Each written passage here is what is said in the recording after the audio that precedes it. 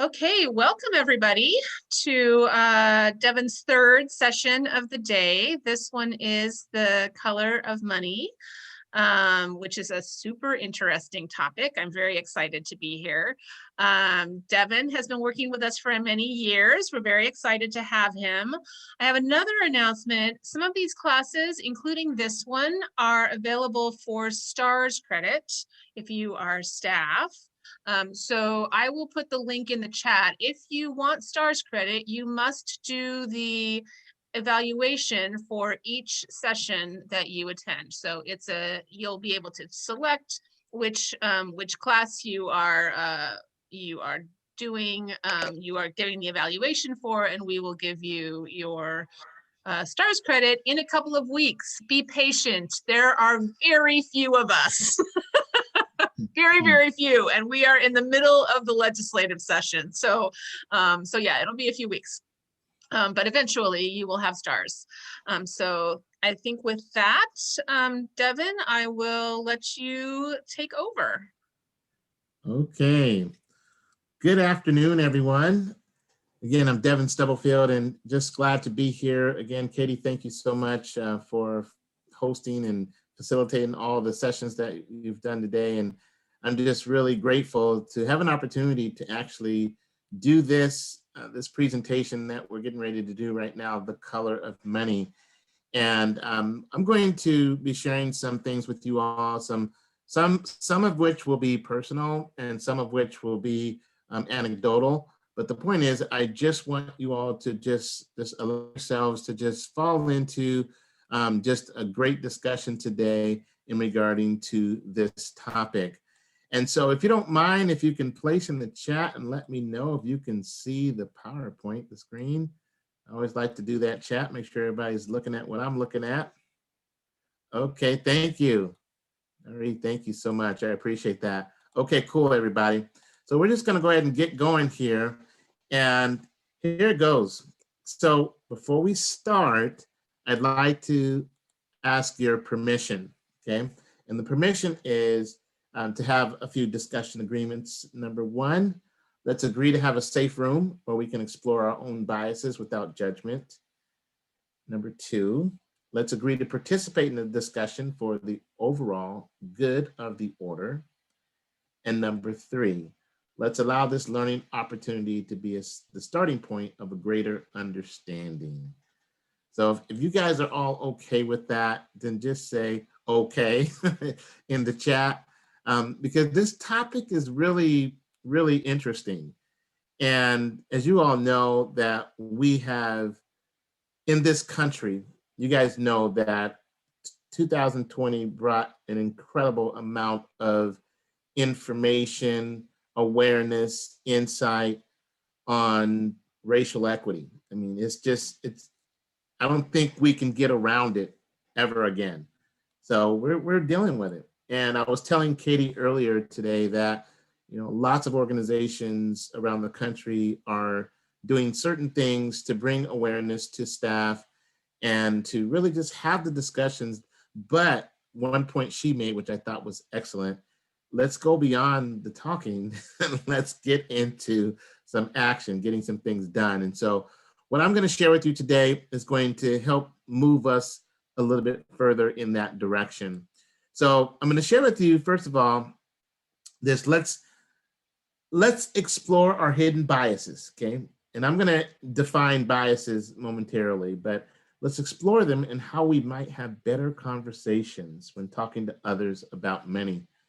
So if you think about it, when we talk about any type of issue regarding race, right, it brings its own level of sensitivity.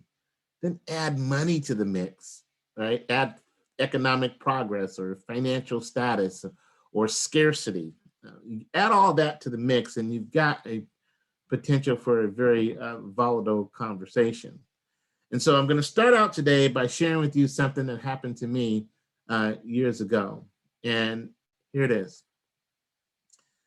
I was working at the bank and I was actually a loan officer at the bank.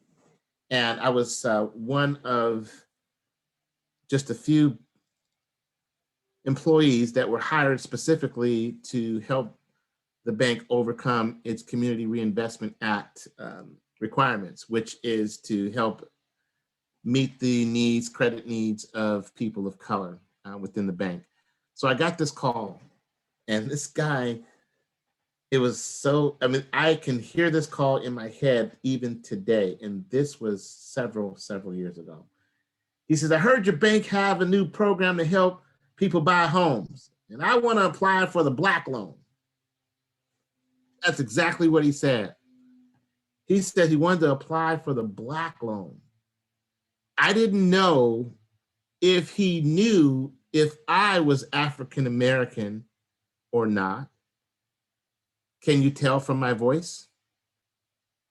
Maybe you can.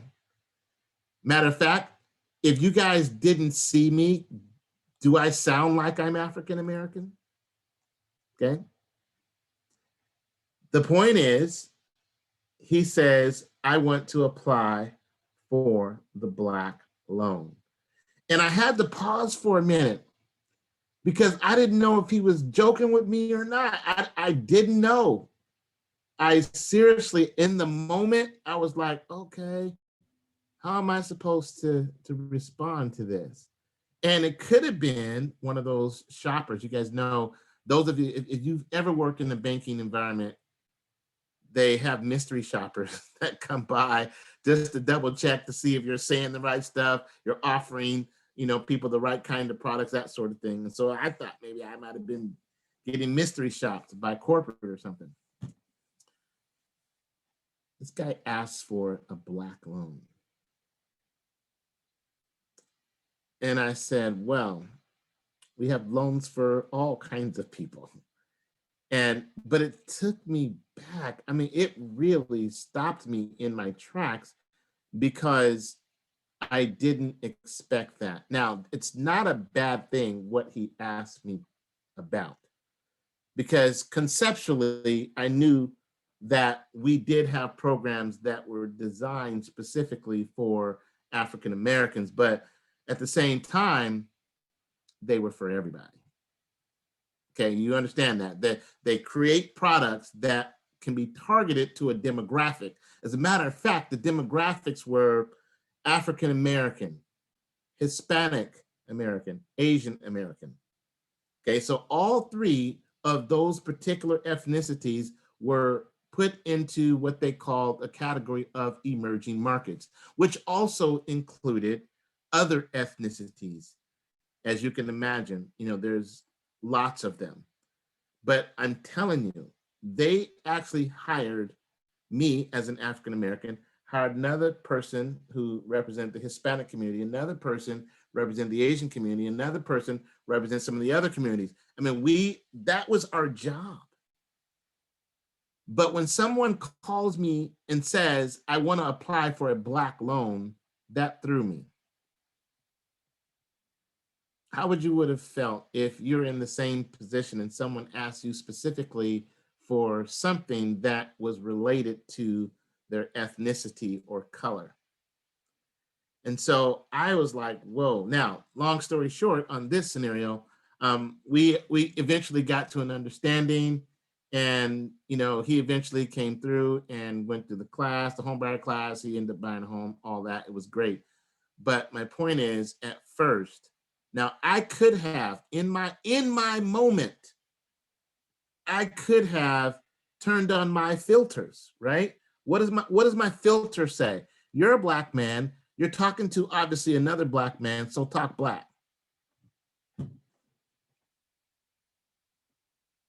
That could have been my response. I didn't do that. I simply said, we have programs for all kinds of people, for everybody. And that's how we went forward. But that conversation never left me, because what if I would have said, well, sure, we got programs that are designed to help Black people get loans. What if I would have said that? Would I have been out of compliance? I don't know. would have made him feel better about making the call to the institution. Now, some history here. The institution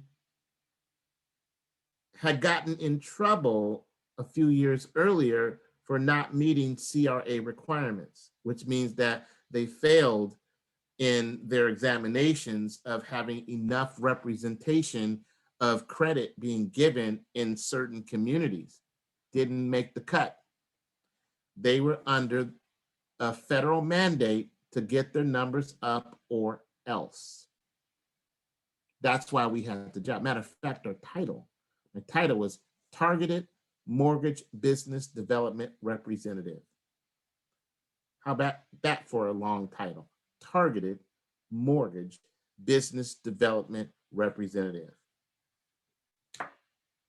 In other words, yeah, I was there for the emerging markets, specifically for the African-American community, as were the other people that got hired around the same time for their respective communities.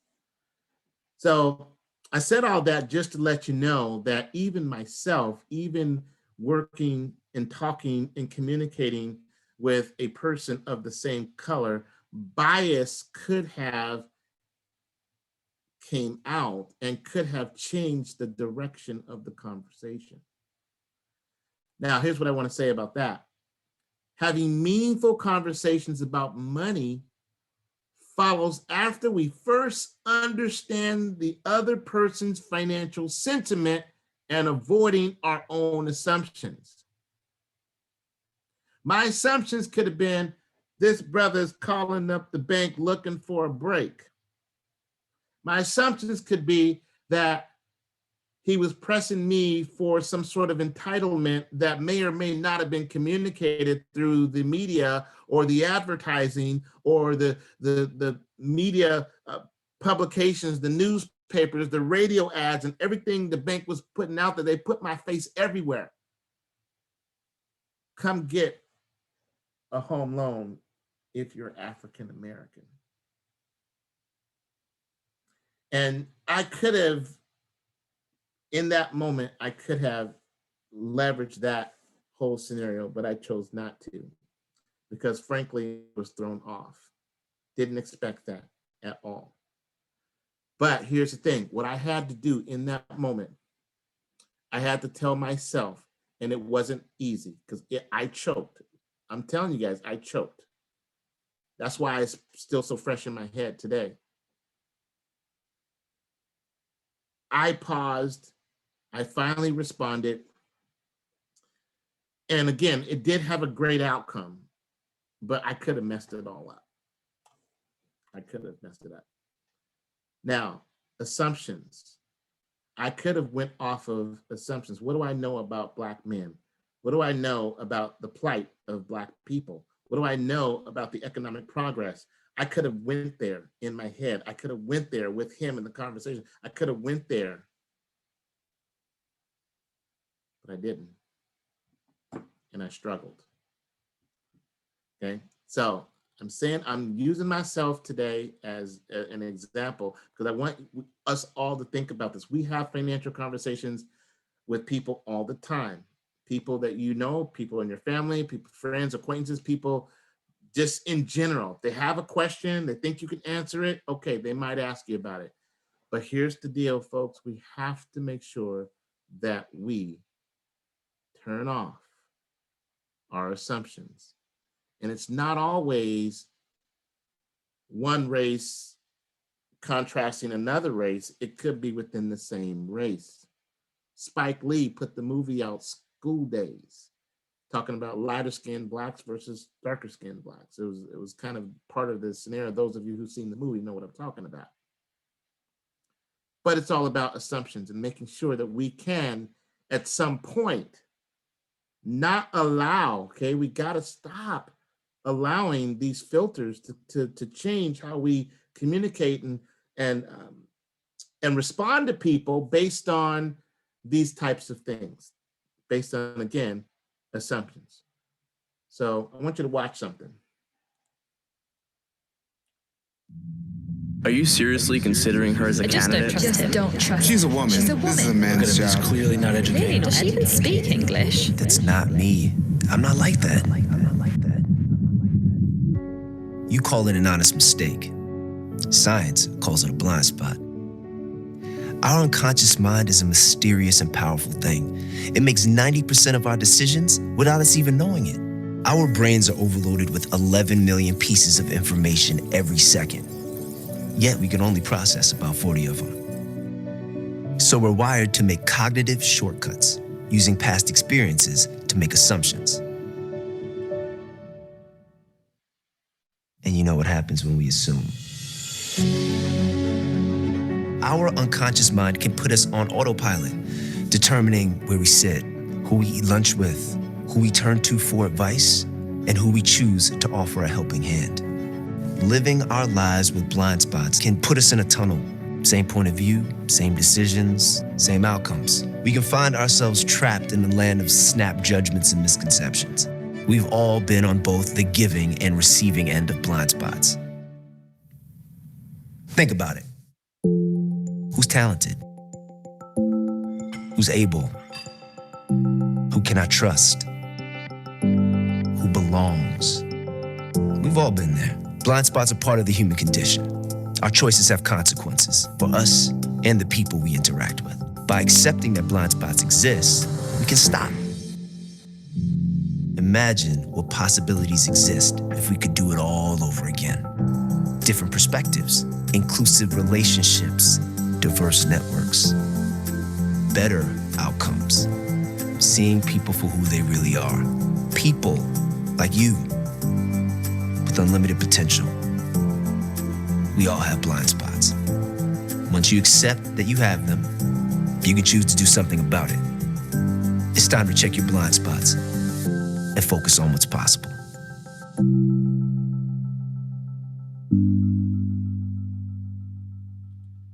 All right. Blind spots, assumptions, biases. We all have them. Thank you for watching that video. Thank you. So as we get into our discussion, let's look at bias. It refers to the attitudes, stereotypes that affect our understanding, actions, and decisions in an unconscious manner. We actually make these references like that in our brains. Our minds are doing it very, very quickly. Neuroscience research talks about that bias is implicit bias, which is hidden bias, is found throughout the brain. And it really is all about the automatic responses that we give when we looking at or respond to facial stimuli. Also combined with social conditioning, it can result in bias against individuals and often based on race. This is from the American Academy of Family Physicians Center for Diversity and Health Equity. They put this out and they're saying, hey, wait a minute. Our experiences, our lives, our scenarios, interactions with other people has created these filters in our mind. And sometimes we respond to people based on those filters and we don't even realize it because our brains become hardwired in that manner. I'm going to give you some characteristics of bias, and we're still talking about money. We're going to come to the money part in a moment, but I just want to lay this foundation about bias. Now, there are specific characteristics of bias. Number one, okay, it operates at the subconscious level, like we're not even thinking about it. Give you another example for me. We have family. My origin of my family is Little Rock, Arkansas. And very, very few times have I been there. So I mainly, obviously, have interacted with our family in the Northwest.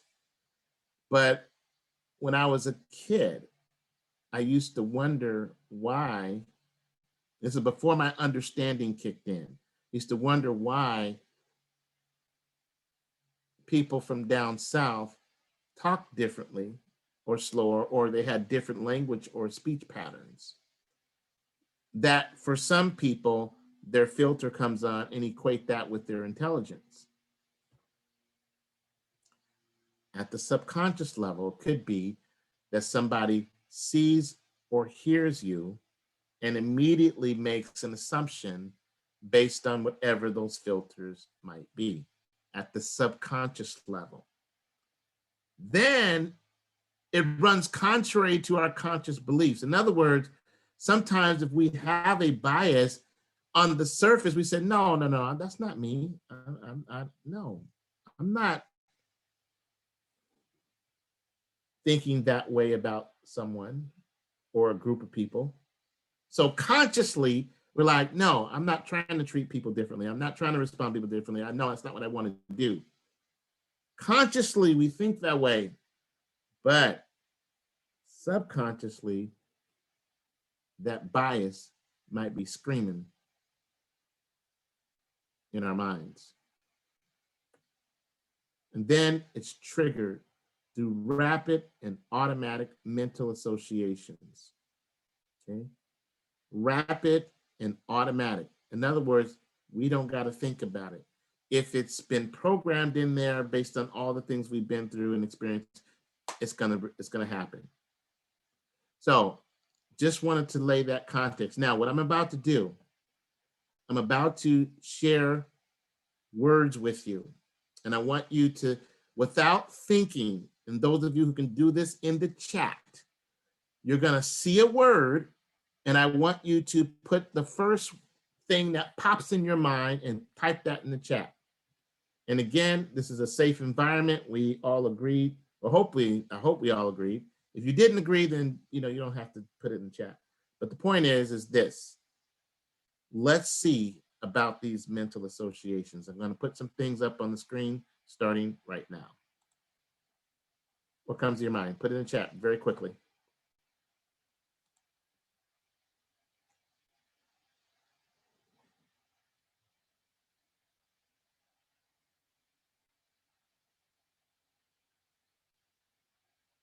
Yes.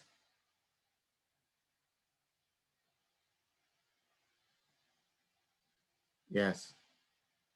Okay. Thank you. Next word. Or group of words.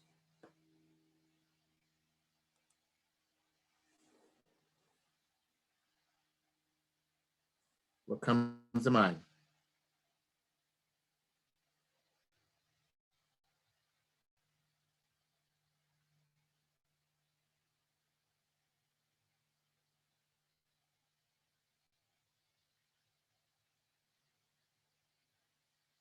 And it's okay for unsure. It's okay.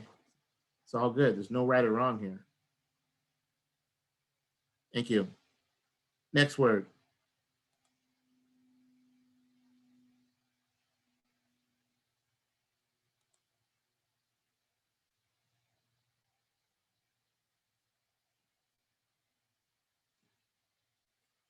Yes.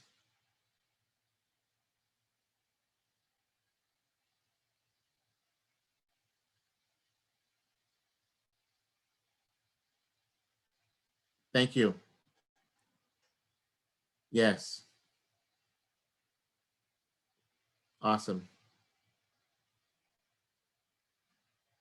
Okay. We're done. I want you to think about the association you just made, and if you can see the chat, I want you to take a look in the chat on both the Whova app and here on the Zoom. And I want you to notice the differences in the responses from the very same thing, but we have all these different associations. And it's dependent upon what our experiences have been, our mindsets, our upbringing, good or bad, we've come up with these things. Now, I purposely chose those particular words because those are kind of things that are buzzing around society right now. But I think you get the point. And the point is that we make these mental associations, boom, and here we are. Some of you had some positive things that you associated with some of those. Some of you had negative things associated. The same thing happens when people interact with other people.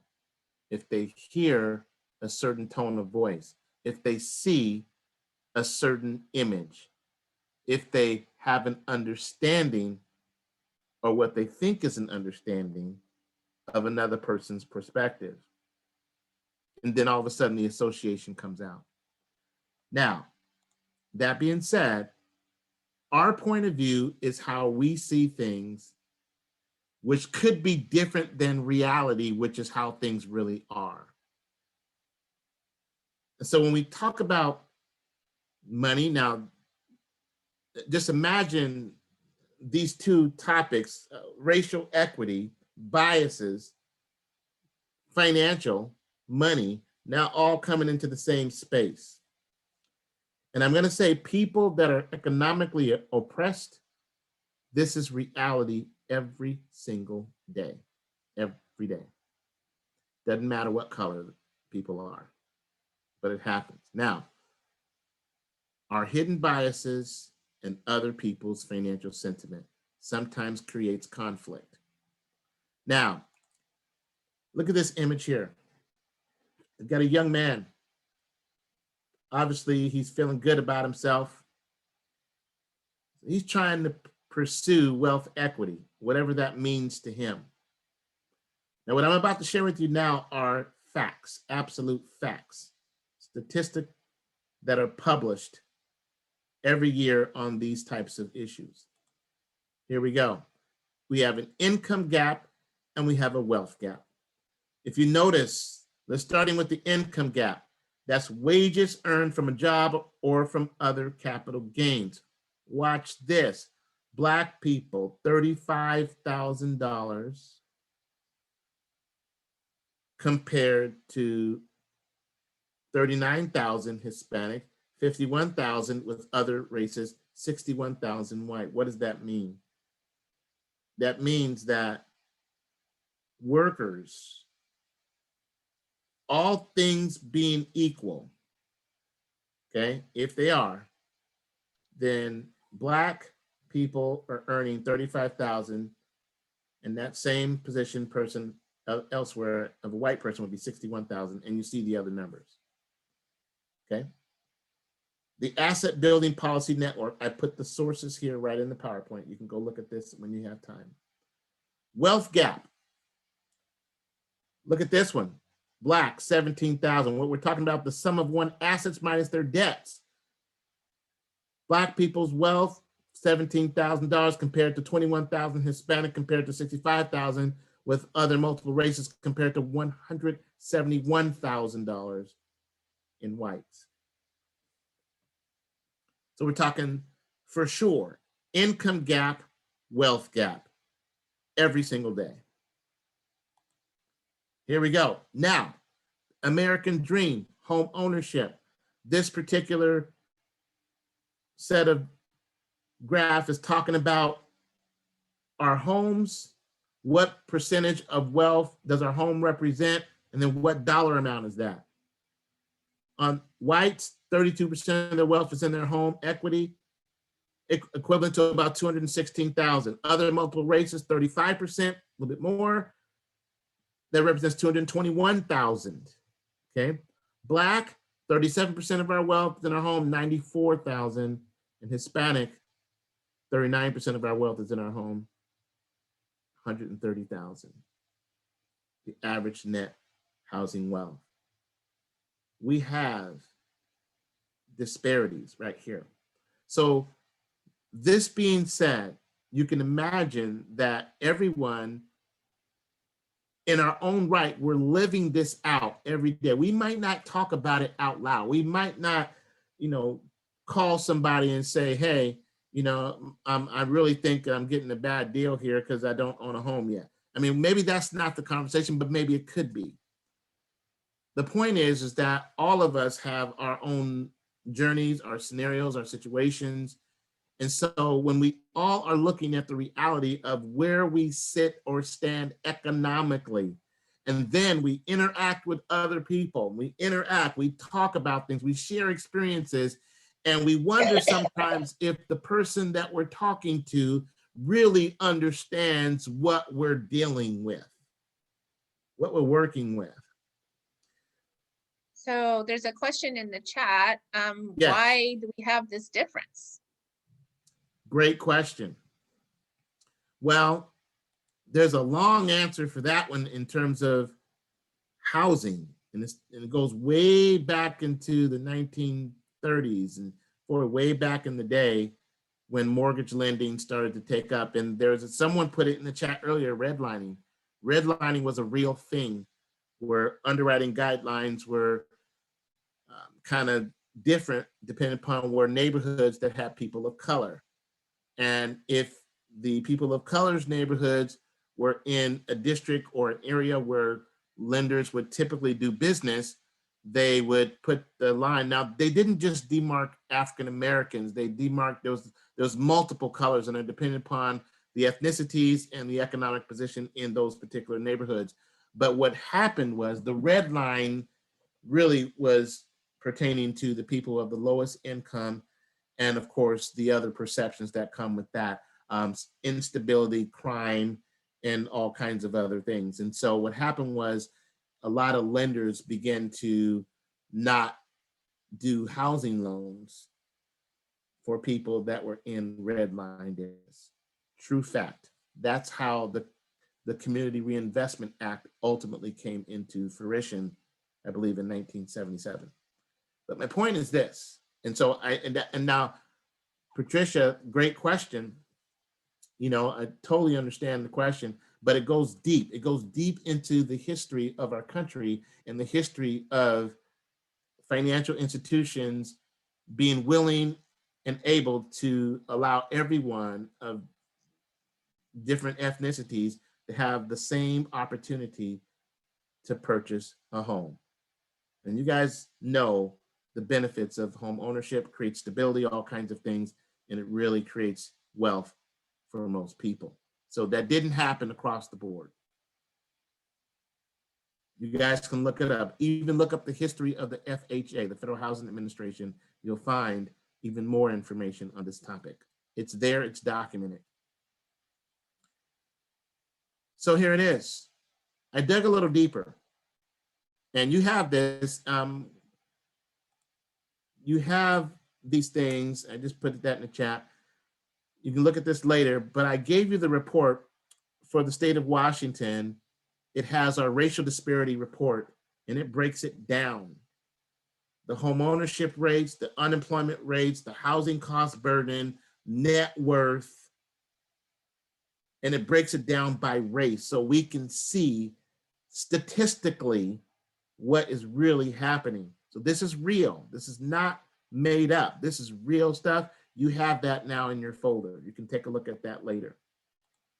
Here's something else. Life events, such as social distancing, what we just went through, facing the medical crisis, which we're still going through, a lot of us, changing careers, moving to a new residence. It occurs in every generation in some form or fashion, and it always drives certain financial behaviors. So on top of all of the racial stuff, on top of the inequalities, then we got all this other things that happen to us that kind of makes us either prosper or not.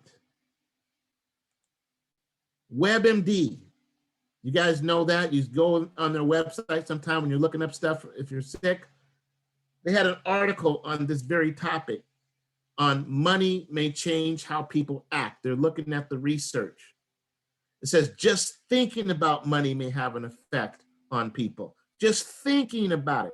So you remember, if you were in session 1 today, what I kept talking about when we said financial wellness, how do you feel? What do you know? What is your experience? We're talking about the mental aspect of it. So now, if how we feel, how we experience, and what we know are based on our experiences with these disparities, we have a huge, huge, huge scenario on our hands in terms of why certain people feel like they're not getting a fair shake. This woman in this particular scenario, she's got 2 coins that represents Bitcoin, cryptocurrency. Could be the latest craze. So does this mean that she's got this great, tremendous outlook? She's going to become a Bitcoin millionaire? I don't know. The point is, she's looking pretty happy. She's got some prospects. So the question is, what makes anybody happy about financial prospects or future? Remember, we talked about future financial well-being, present day financial well-being. Remember, we talked about that session 1. And so there's a thing called financial sentiment. Feelings, attitudes, beliefs about money that affect financial decisions can lead to emotional decisions that take people farther away from their personal financial goals or propel them forward and closer to their attainment. So it can go either way. People's sentiment can drive them closer to this place where they want to be, or it could drive them as far away as humanly possible from the place that they want to be, all based on sentiment.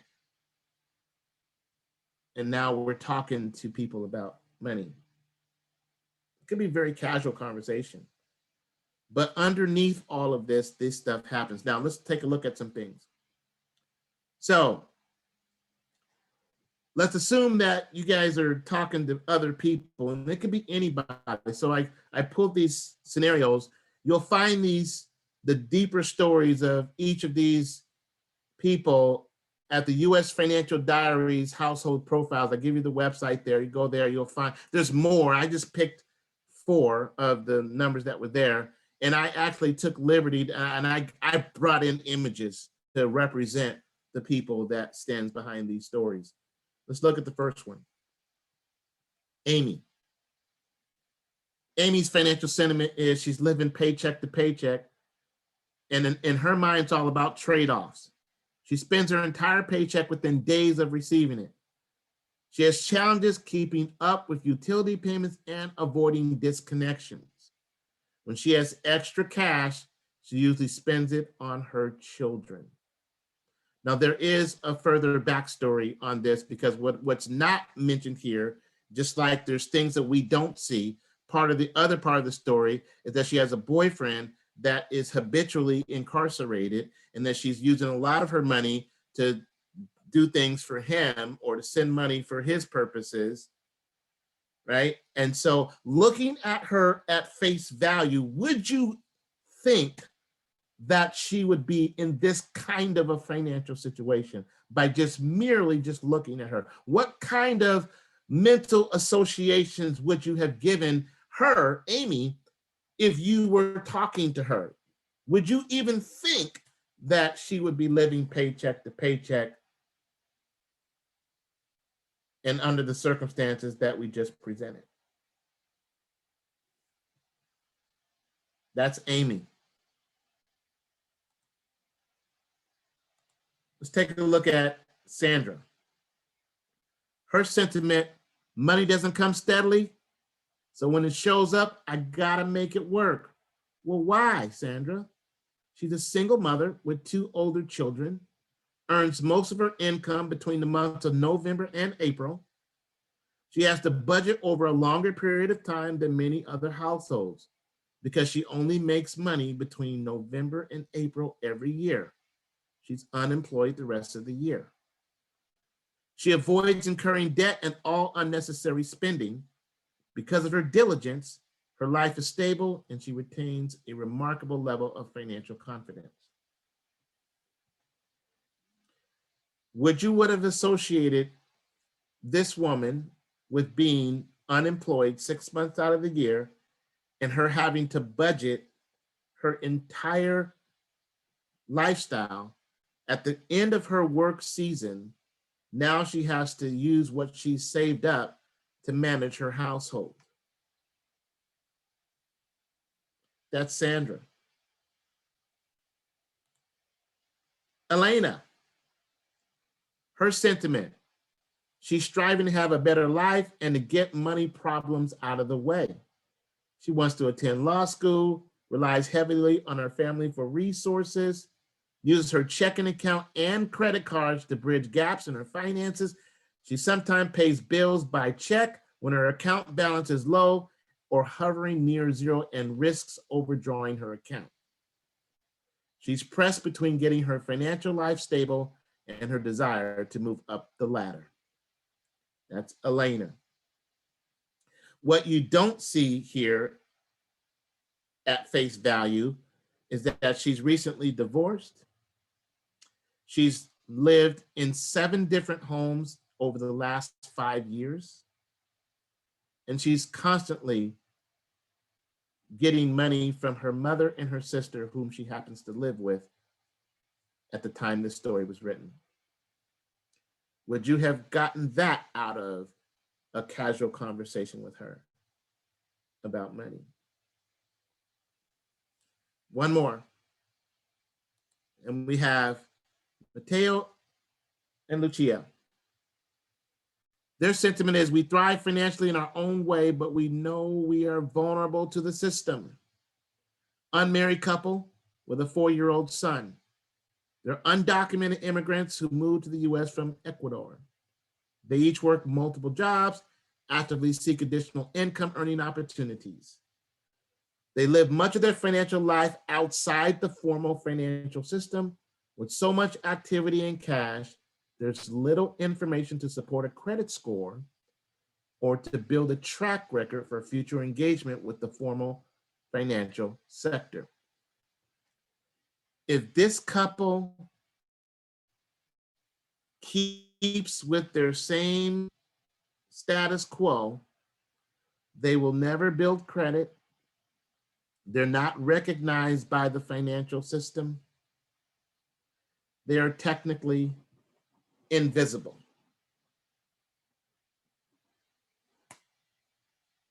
The color of money. So we're looking at all of these scenarios, and we had multiple people that you couldn't quite tell what their scenario is, but what kind of assumptions are we making when we interact? What kind of assumptions? Yes. So I really want to help us get this. And I like the comment that's in the chat, Katie mentioned, that's about relationship based. You don't know the underlying issues until you know each other well, which goes back to my statement that you have to first understand, right? You can't not have a meaningful conversation, right? Until we first understand where they're coming from, and then we avoid our own assumptions. Because underneath all of this, we've got people that are trying to make it work in a larger system. And sometimes people just want to make sure that the other person that is communicating with them understands their plight, understand what's going on. So here it is. How might we check our biases with those we encounter? So here's what we do to do this. We can make adjustments. Ladies and gentlemen, we can absolutely make adjustments if we want to. We don't have to assume anything about anybody from a financial perspective. Here's what we can do. Let's look at the left corner. Notice what's operating. Sometimes we have like me bias. Well, if they sound like me, act like me, look like me, then we're cool. like me bias. So we prefer people that are like us. Confirmation bias. Well, if they say things that I already agree with, then yeah, we're good because they're confirming my own belief systems. Or anchor bias. This is where agencies got to watch out. Anchor bias is the first impression that someone gets of someone becomes the lasting impression, which could be something very far from who or how they really are. Because if you're talking to a parent and you go to their home, they're going through financial challenges, they haven't ate, maybe there's not enough food, maybe they just got their electricity turned back on the day before you came over. I mean, all kinds of stuff. And what if in that same conversation, they were a little agitated, not because of you, but because of something else, or maybe they had a headache or a toothache. And then with us not really understanding the other dynamics that are playing in their life, and if we don't know, then we might take it wrong, like, oh, this person difficult, challenging, had a bad attitude. And so now we go back and the case knows this person is hard to work with. Just saying, these are biases. Then it says, find your triggers, top right. Are you triggered by different groups of people? Are you triggered by certain moods that show up? Are we triggered even if physical energy? Now watch this, we're talking about physical energy. What happens if you are tired? You're not having a good day. You're ready to go home. And then now you're interacting with someone about their situation. And your physicality is not up to par. So is your attitude a little bit different? Another adjustment, slow down. Try to give yourself a pause before reacting. If somebody tells you something shocking or stunning or just over the top, slow down. Take a few deep breaths and turn off the fight or flight. Because you know, that's a natural tendency. Somebody says something that we're like, oh my God, they really just said that. And so now you're trying to decide, am I safe right now? When maybe the person was just expressing themselves. And so now, last piece of this is give consideration, okay? Give deference to the other person's reality. Because it's not that it's all about being combative. And there are some people that are combative. So let's just understand that. That's true. But the point is, let's give consideration and give deference to other people's reality. Let's take the time to find out what's the story, what's the situation, what's causing this scenario to take place. The wealth, equity gap, and global solutions. So obviously, this is a bigger problem than any of us can solve, but we can all do our part. And I'm going to show you the next few slides. I'm going to show you what's being done at the global level, and then we'll take some questions and comments. Here we go. There's an effort right now to expand on opportunities to increase incomes and to build short and long-term savings. Why? Because of the income poverty. Households of color are 2 times more likely to live below the federal poverty line, okay? Liquid asset poverty in the middle. Nearly 3 out of every 5 households of color do not have enough savings to replace their income at the poverty level for 3 months in the event of a financial emergency. And then retirement savings, the median value of retirement accounts, and you can see the graphics.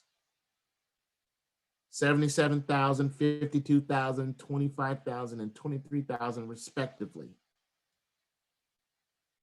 Maybe somebody's a little irritated that they can't save up enough money so that they want to retire. We had a question earlier about someone wanting to figure out how they can help pay for retirement for their parents. Enable greater wealth creation through entrepreneurial and employment equity. here it is. So maybe the scenario for some people, some families may be saying, hey, I'm trying to start my own business. Cool. But the business ownership versus the unemployment rate. Okay, so we're talking about helping people to make the decision. If they can't get a job, maybe they should go and try to open up a business. Now, notice the disparity. White's household businesses, $642,000 business value versus $190,000 of household of color. What about this one? Providing access to safe and affordable financial products and services. We got unbanked people who just completely don't even work with the banks at all. That's why some of these check cashers and payday lenders exist. And then there are people who are underbanked, where they are going to financial institutions, but they're not getting the same type of services that they could get. And so people rely on the alternative financial services. And then finally, close the educational attainment, student debt, and equity gap. You see the graphics. Adults with at least a 4-year degree, 36% of white versus 23% of adults of color. Student loan debt, white households $20,000, households of color $24,000. Now returns of educational investment, $391,000 for white households, $92,000 for households of color. These are for graduates with a bachelor's degree or higher. And so as you can see here, we have these challenges, and then the home ownership rate. Nationwide, 72% of whites are homeowners, Asian 60%, Hispanic 47%, Black 41%. Family financial assistance, percentage of households that receive an inheritance. 26% of whites do, 15% of other races do, 8% of Black, and then 5% of Hispanic receive an inheritance, money passed down from generation to generation. So I said all that, and I shared this with you just so we can get a perspective of the things that might be operating underneath. We live in this world, and we all are having our own different experiences. So I just wanted to share with you that, yeah, there is a color to money. And the color of money happens to be whatever scenario a person finds themselves in. Now, these statistics don't apply to everybody, obviously. There are people that break the molds everywhere, but the research bears it out that at the very least, what we could do is just raise our awareness that these things exist. And if we do happen to have conversations with other people about money, then we're turning off our biases, we're avoiding our assumptions, and we're letting them share and be themselves without judgment. And this is how we can begin to tackle this problem, is by first getting an understanding and making a commitment to give deference to everybody's situation. I'm going to put a pause in it, and let's open it up for questions, comments. What do you think?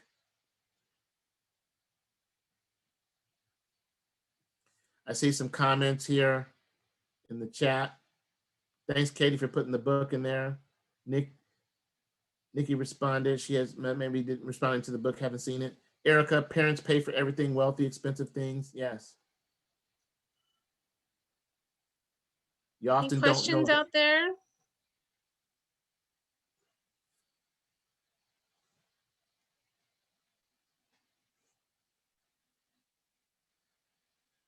Yes, thanks, Erica. She says she's going to sit and talk with her children tonight and talk about this. Linnea says, what were some ways that you overcame these racial challenges? I'll tell you. I just decided that it didn't matter. For me, it didn't matter anymore. It didn't matter. I mean, I got to do what I got to do. And so I decided that I'm going to put my best foot forward, and it's going to work somewhere. That was my thought. It's going to work somewhere. Somebody's going to receive me. Somebody's going to let me teach them about finances. Somebody's going to let me teach a class. Somebody's going to let me coach them. That was my attitude. So Linnea, that's how I got over it. I just basically said, people are going to think what they're going to think regardless of what I'm thinking. So let me just do me. So, yes. But Awesome. thank you. I do have another. So I feel it. I mean, does it go for what you just said, even for like people in our own race that kind of have assumptions about us because we are scaling or doing something different than what people are known to do in, I would say, our race or our what, you know, people's assumptions. Is it kind of the same thing? Just don't even care, just focus on what you need to do and just keep it pushing. You have to, Yeah. in my opinion, because if we stop pursuing our own excellence, if we stop pursuing our goals and dreams or our financial independence based on what other people think, then we wouldn't get anywhere at all. Wow. That's why everything that we talked about today, whether it was the first session, the second session about credit, or even now, all came back to the very same thing. How do we feel? Oh, that makes sense. How do we feel? What is our perspective? And let me be anchored in what matters most to me. If I'm not trying to hurt anybody, if I'm just trying to do my thing and be a contributor to society, take care of my family and children, and live the American dream, boom. Why would I let anybody else deter me from doing that? So that was my perspective. Everybody doesn't have that perspective. Some people are like, man, I want revenge. You know? Some people like, hey, you know, let's fix this. Ya se va. Yeah. Oh, Sandra? Yes. Sí, ¿puedo? Yeah. Hi, Sandra. Hola, lo que usted Okay, dijo I can't es, hear. sí, Jim, lo que, there you lo go. que, We still sí. can't hear you. So I think that you'll be able to hear the I'm gonna switch translation. right now. Okay, I don't sorry. know. Can you hear me, Devin? Yes, I can hear you now. Yeah. Okay, I'm gonna translate whatever she says. Okay, cool. Thank you. Everything you said is so true, because there's a lot of young people out there who don't want to continue their studies. They just finished high school, and it's not exactly that they don't want to, but they just can't.